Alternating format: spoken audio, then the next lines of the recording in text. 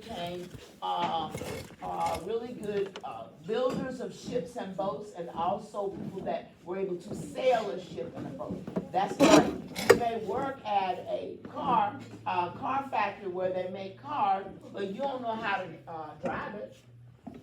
But basically, what they were, not only were they able to build the boats and the ships that they later went on, they were actually able to operate them, okay, or sail them.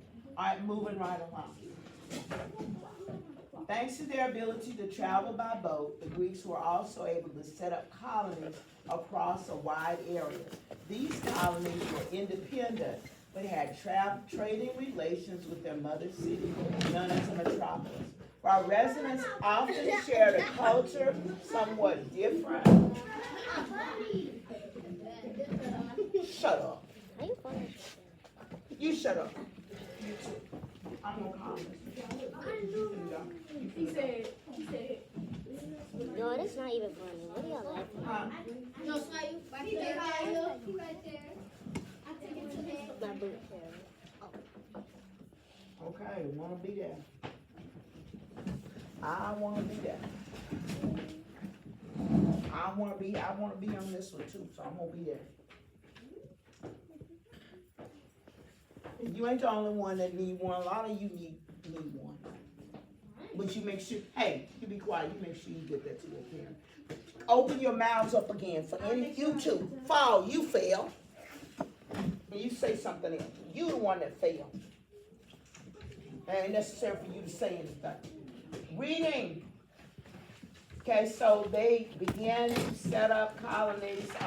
While residents often shared a culture somewhat different from that of Greeks, they supported their mother city in times of crisis, such as war.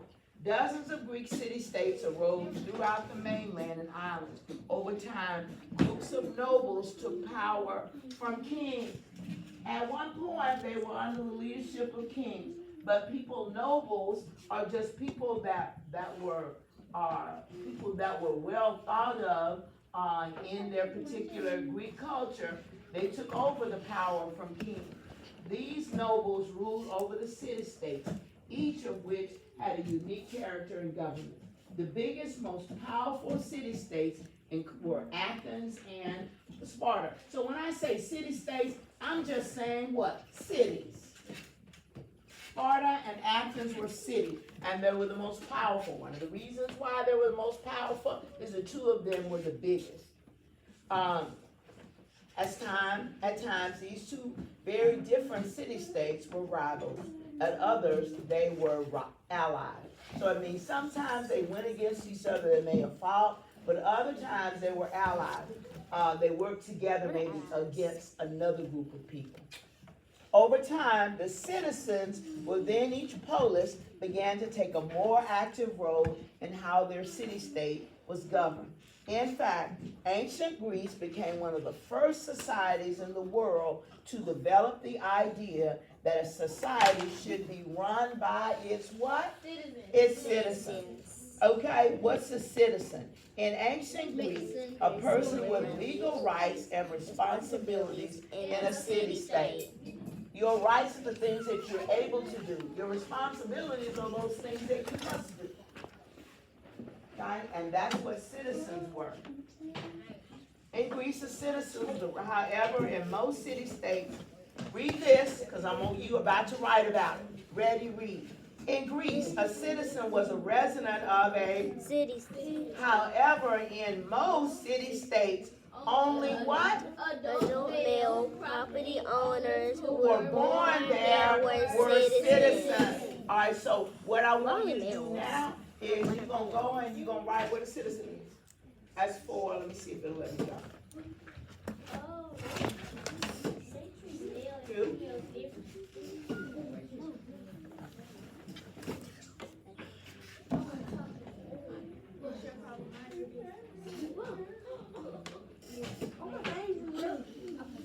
Okay, so here we are. Stop talking.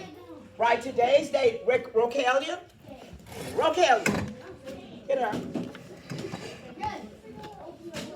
Okay, we're writing. Today's date is 1/15/25. The first thing you're gonna write is what a citizen was. In most city states, a citizen is born in the city state. He has to be a male with property.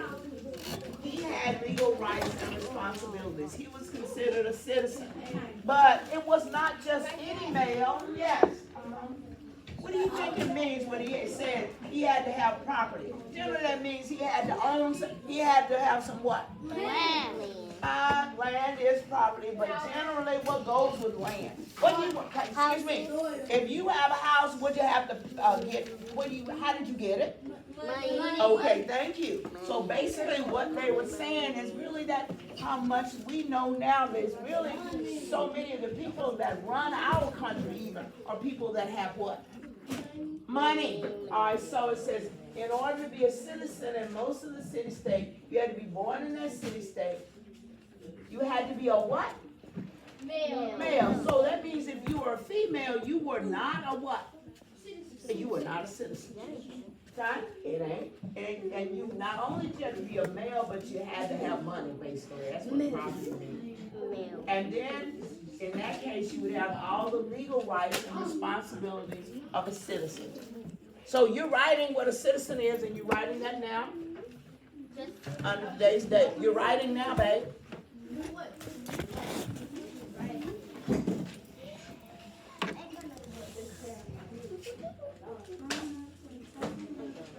You don't need one to write this. Let me see your hand. You don't need none to write this. Be quiet. Right now, we write what a citizen is, and you holding us up, right?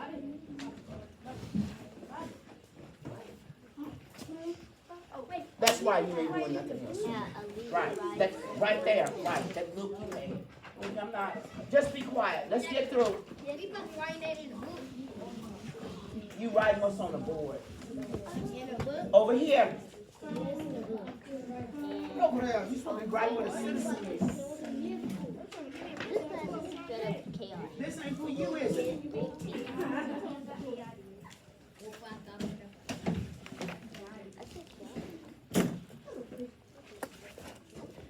So a citizen, number one, had to be a male, he had to have been born in that city state, and he had to have what? Property. In other words, he had to have money.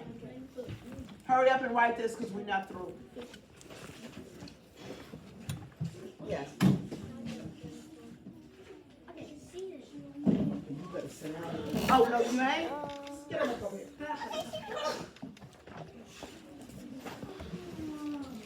Move. Come here.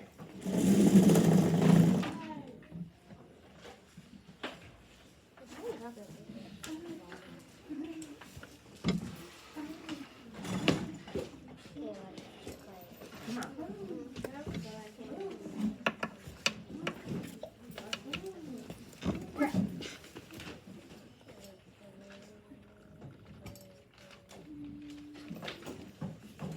You know, right now you have an F in this class. You have, yeah, because you ain't did nothing. Yeah, absolutely none. So yeah, you have an F. But not that you care. But right now you have an F. All right, sit down. Hurry up, you're writing. Only thing I ask you to write is citizens and then put the pencils down. R or Sit down, you figure it out. Open your mouth again and we'll go over there and call. Sit down. Dang, just actually instead of R, D,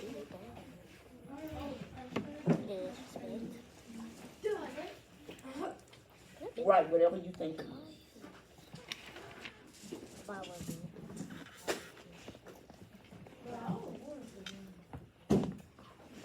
Okay, so what we have is we have two groups. We have the citizens, and then we have the people that rule the citizens. And so when we get through now, we're going to talk about the different governments, the different types of governments.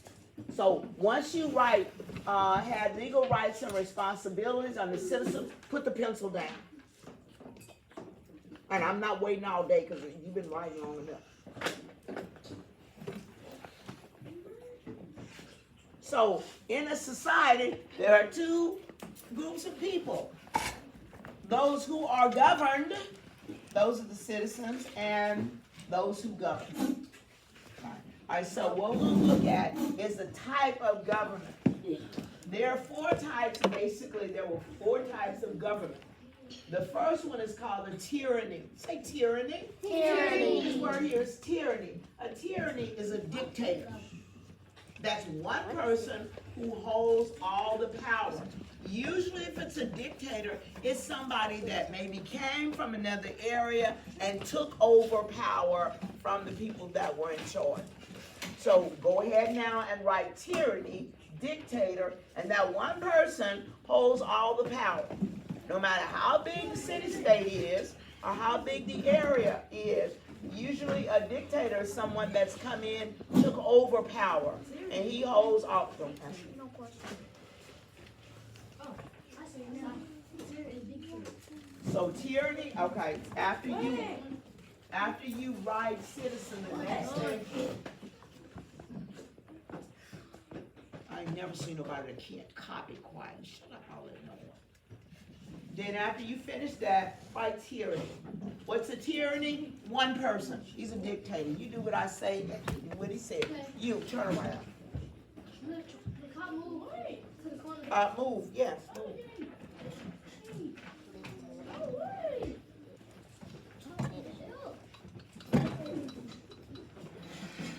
Yes, really, yes. Crave attention, don't you? Lord, obviously you do. Yeah, you want attention. Nobody want to look at you or talk to you. Be quiet. Yeah, but you be quiet. Nobody looking at you. That's all in your mind.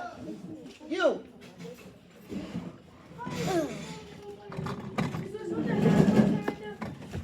You figure it out. Chaotic. Okay, next type of government. Anybody that says aristocracy, say aristocracy. Down. If you're an aristocracy, it says you're a member of the noble class or the upper class.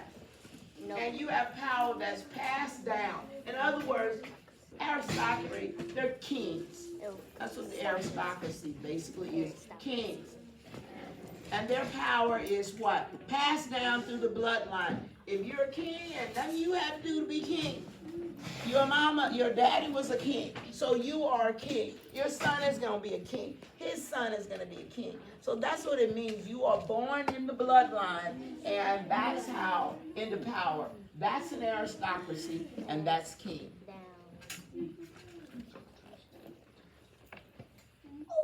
So right now I'm on aristocracy. You need to, I don't know why it take y'all so long to write.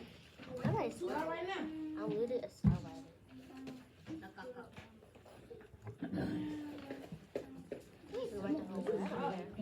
You're still talking, so you wasted a lot of time. I'm just trying to see tomorrow when I can get y'all so you can finish up this other time, other than because you wasted my time now. Should be through by now.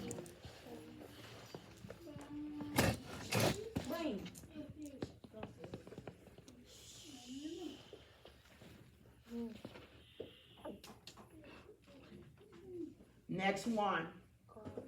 This word say oligarchy. Say oligarchy. Oligarchy. Oligarchy is when wealthy, powerful people rule. Wealthy, powerful people rule. These people they're not necessarily kings, but they're just wealthy people. And back then, just like right now, when you're wealthy, you do have basically generally a lot of what? Money. What goes along with you well? You have a lot of what? Land. Excuse me. Power. Yeah, if you're wealthy, you know, you can actually buy yourself some things. Let's think of some things that you actually can do if you're wealthy. Generally, you can basically live wherever you want to live. If you get in trouble, you can afford to buy what? The best attorneys that what? Money can buy.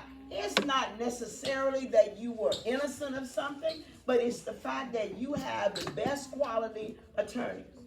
So that just, if you have power. If you want something, you can. Yeah. Okay. Yeah.